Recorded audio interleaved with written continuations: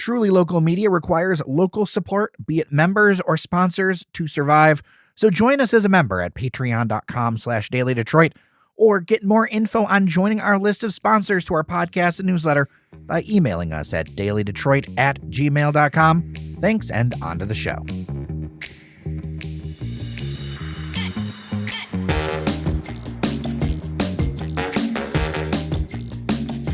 Hello, friends, and welcome to your Daily Detroit, sharing what to know and where to go in Southeast Michigan. I'm Jer Stays, and today, Reggie Corbin, running back for the USFL's Michigan Panthers, is our guest. We're going to look ahead to the first season at Ford Field for the Spring Football League and get his personal perspective as a player. I'll be joined by Fletcher Sharp on this one. Then I will share a few things to know around town for this Monday, February 13th, 2023. Let's just jump into it.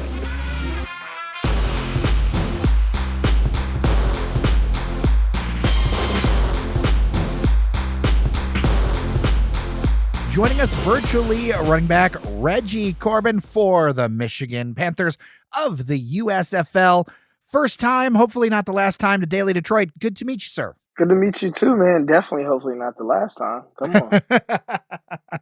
So we've got quite the season ahead of us. Now, I'm really glad that you've made some time to talk with us because the USFL is kind of a new thing. I mean, yeah, it's been around for years. The Michigan Panthers have a storied history, winning a championship, in decades past. But the modern iteration of the USFL is kind of new. And this is the first year at Ford Field with this kind of split home and home setup. I guess my first question off the bat is like, how excited are you to be able to suit up at Ford Field and kind of get into this season here? Man, I'm really excited, man. There's so many things to be excited for. I'm a Big Ten guy, so I played against Michigan and Michigan State, and to have those fans on my side, that's a blessing, man. That's like walking into a war with an army that is 5 stars, man. It's going to be great. I can't wait to get out there and, play hard, be in that atmosphere, and obviously get to play at Ford Field, man. That'll be amazing. It'll be prepping me, hopefully, for my next step and hopefully prepping everybody else for their next step as well. Can you explain the role of the USFL and everything? Because I know there's various tie-ups and things like that, but for the listener who may not know, what the USFL is about. Obviously, it's spring football. That's one. I think it comes at the most perfect time because, March Madness just went off. The NBA Finals just went off just about. So there's nothing really on TV besides us. It gives you something to engage with and watch and keep going, and it'll carry you into the NFL season. But also for guys, man, it's another chance in a lot of ways to get some film and get back to the NFL. And there's another way for guys who were just in an unfortunate situation and couldn't make an NFL team to just keep having a football career, which they deserve to do. As you know, like, the league is super talented with depth all across the board. And I think it's just a great all-around league. And I couldn't ask for anything more, man. But for me specifically, this time right here is hopefully a stepping stone for me to get back to the NFL and just live my dream. So, Reggie, last year you finished with 519 rushing yards, which is 4th in the league. But kind of to go with how you ran at Illinois, 5.5 yards per carry, which is tops in the league. Same in Illinois. You finished with 6.6, which puts you second among all the 2,000-yard rushers, which is like a very big thing. Do you think you have more of a definitive style, or is it just like you hit the hole and you get there and cut back and see whatever's there? Honestly, man, last year I was kind of disappointed at myself, believe it or not. I'm super hard on myself, so all the stats and all that, the yards, and it's really good as far as the 519 and all that. But I did that on about, I think it was 6 games or 5 games. I didn't really play that much. And then some of the ones that I did, I was always banged up throughout the season. So I was out there playing on one leg, which actually kind of gave me a little bit more motivation going into the offseason. But it's definitely my style to try to be a home run hitter, man. I think being my height and my size, I have to add something dynamic to the game, because if I'm just getting you 3 to 4 yards per carry, you can get someone that's 6 foot that can do the same exact thing. So I always try to, pride myself on having my one-on-one matchup, which is either a linebacker or a safety, and trying to win that every single play. And, usually that leads to big runs and sometimes touchdowns. So I think my linemen get a little bit happy when they know that I could possibly take it 60 yards and they don't have to be out there for 2 extra minutes. So I mean, yeah, you said on one leg and, not every single game. But if you're on one leg playing two less games than the rest of the guys and you're averaging more yards, that means this next year when you're there for all 10, because I'm going to will the healthiness there, you're going to blow them away. Man, that should be how it works, right? But one thing I always do, man, I just never focus on anything else but playing hard. Everything else is kind of being taken care of now. Like if I train properly, ate properly, worked on everything that I was supposed to do, and I prayed and I stayed a true man of God and kept walking that faith and being a great shepherd, it's gonna happen. So, I focus on what I can control when I'm out there. I go out there and play hard. And my whole thing is I don't care if we throw the ball 75 times in 76 plays, Like I want to win. Whatever we have to do to win, because it's way more fun to, have 0 yards and win than to have 1,000 yards and lose. 100%. I agree with you there. Mike Nolan is now at the helm, taking over from Jeff Fisher, left for personal reasons. Unexpected. But what is your read on Mike Nolan so far? How is it working under his system? He's definitely bringing the juice. We know Coach Mike Nolan is a defensive-minded coach, which is good. I've played for defensive-minded coaches a lot. So being on the offense, it kind of relies on the offensive coordinator a lot. As you guys know, I played for Lovie Smith as well. So he controlled the defense, and he was like the defensive head coach for most of the time. And then the OC is the offensive head coach. It was nice, but I know one thing about it, what I've heard, that Coach Mike Nolan is hands-on, he's passionate, he's bringing the juice, he's very strategic about everything he does, and he loves to win. We talked about some things when we were talking on the phone. I haven't had the chance to meet him yet, but from what I can gather, man, he knows the game, obviously, being the great name that he has, and I think he'll just show us different things that can help us win. I mean, what better opportunity to have two great and very well-known coaches in 2 years? You get to know, we've learned so much. It's just going to be everything that we learned from Coach Fisher. As long as we retain that and get better and keep doing the great things that we learn, I think he'll just add to that and he'll take us to another level. So I'm so excited to have him. And when do you think you're going to meet him with camp starting and things like that? What is the schedule like that? Because we know opening day is in April, but what about all the preseason work? See, look, I don't know if I'm supposed to be out here saying dates, so don't get me in trouble. So it's coming soon. I would just, help you hint at it that camp is always 3 weeks. So Okay. I would go backwards. If you really want to know, I think camp is usually three weeks, and so somewhere around that time is when I should be meeting him, and I'm excited for that. Yeah, defensive coaches love to run the ball, so I'm sure seeing that was probably get the big old hard eyes on the schedule, because at least my understanding when I've encountered some of them, it's like we set the defense up to do this. Offense, give the ball to the back, give the ball to the fullback, give the ball to someone, let's just ram the ball in there and then defend. Are you looking forward to kind of potentially getting the ball more this season? Well, honestly, man, I'm all about what the defense gives us. I understand that sometimes it's not built for me to have 20 carries, right? And that's how you get into getting averaging 2 yards and 3 yards per carry instead of whatever I averaged. It's about, man, like if it's a good look to run, run it. If it's a good look to pass, pass. Because the only way you have great games like that is if the offense is helping each other, as far as, the passing game is helping the running game and the run game is helping the passing game.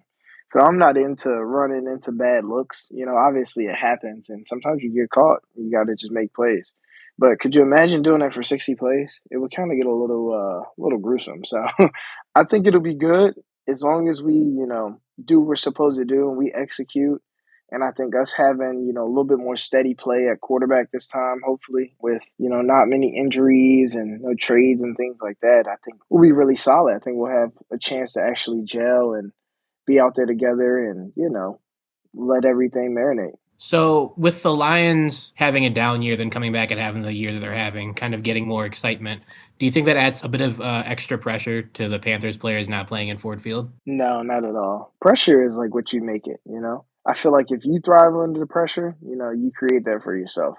Last year, man, if you kind of look at our season, we ended up losing the first game, and we were down in the red zone like 5 times. We had some missed snaps and a couple penalties. And you could tell it was our first game together.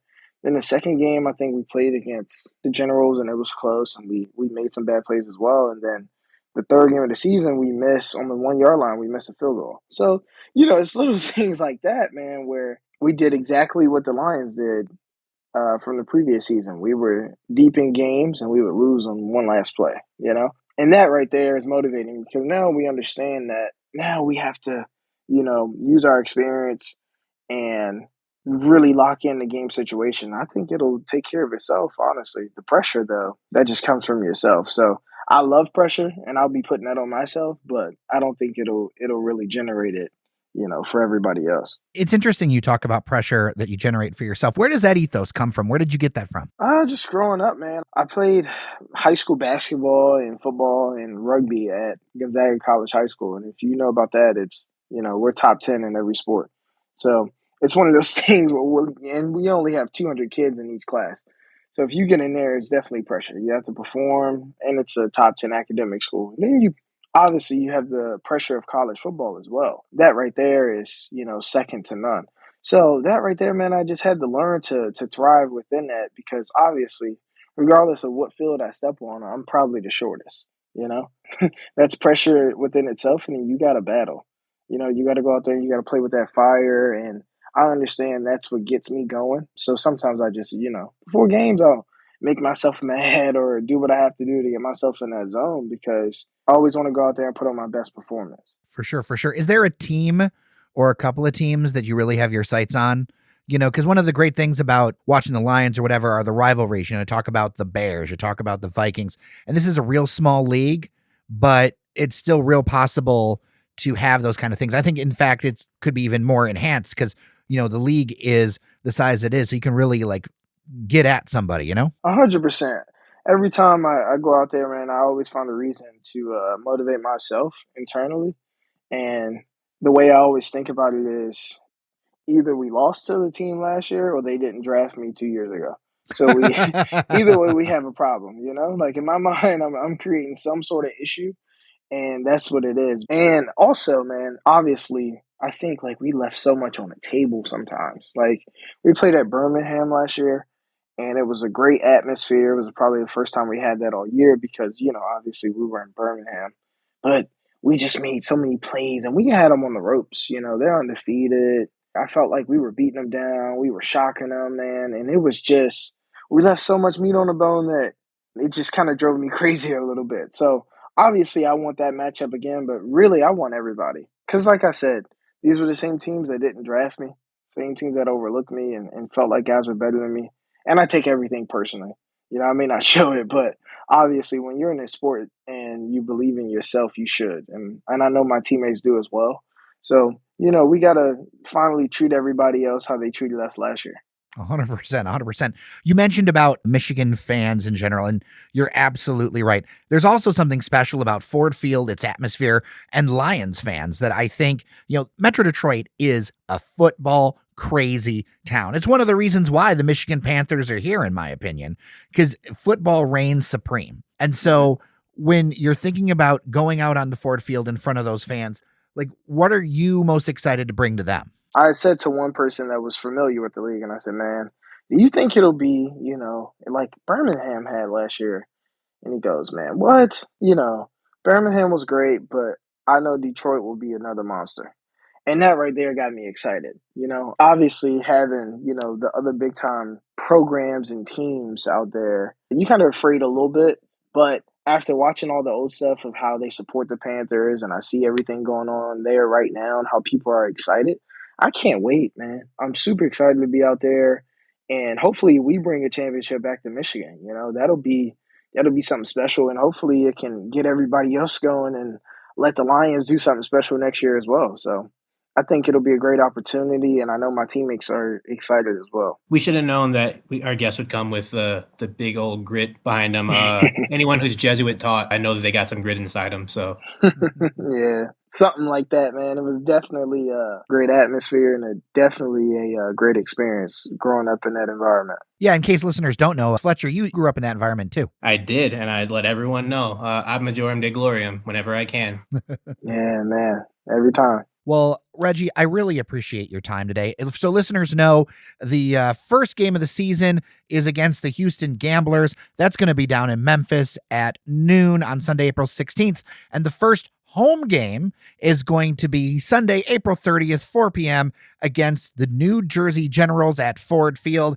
And Reggie, I can't wait to see you out there, and can't wait to check in as the season goes along. Man, I appreciate you guys having me. I'm just honored to be here with some guys from Detroit, and I'm ready to get it rolling, man. Hopefully we make you guys proud. The fans in the area, if you win or lose, if you show that you go out there and care, and I'm sure you guys definitely will, the fans will be behind you 100%. As you can probably see with how many Lions fans there are after all these years, like if they love you, they love you. And we're certain that if you guys come out there and just give even half the effort from last year, they're going to love you guys being there. 100%, man. Win or win, they'll love us. That'll be great.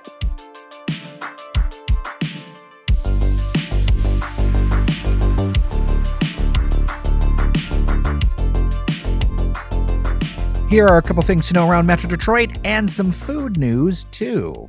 On Sunday, an unknown object was shot down by an American F-16 fighter jet over Lake Huron. This is, as of this recording, the fourth object shot down in about a week.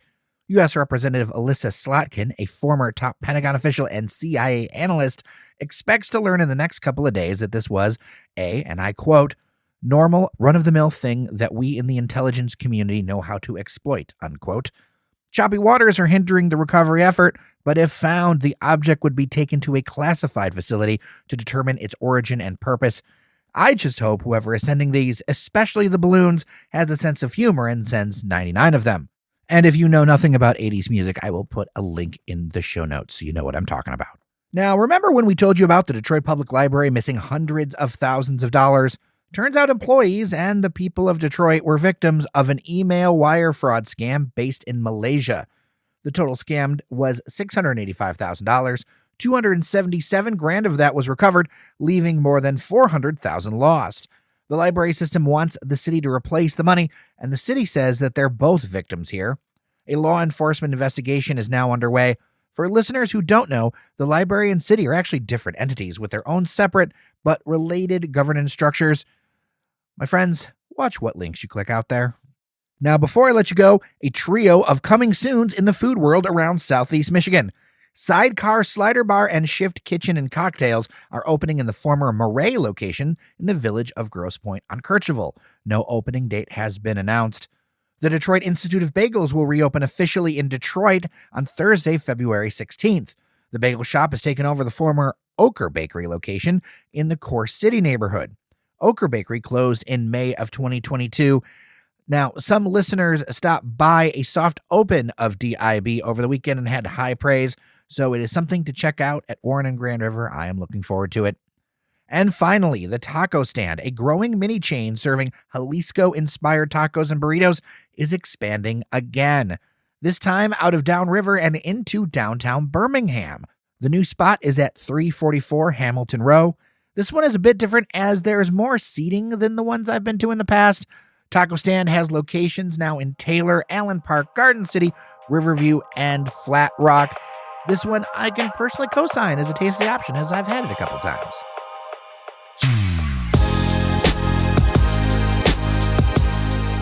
All right, with that, I am Jer Stays. Thank you so much for listening to Your Daily Detroit.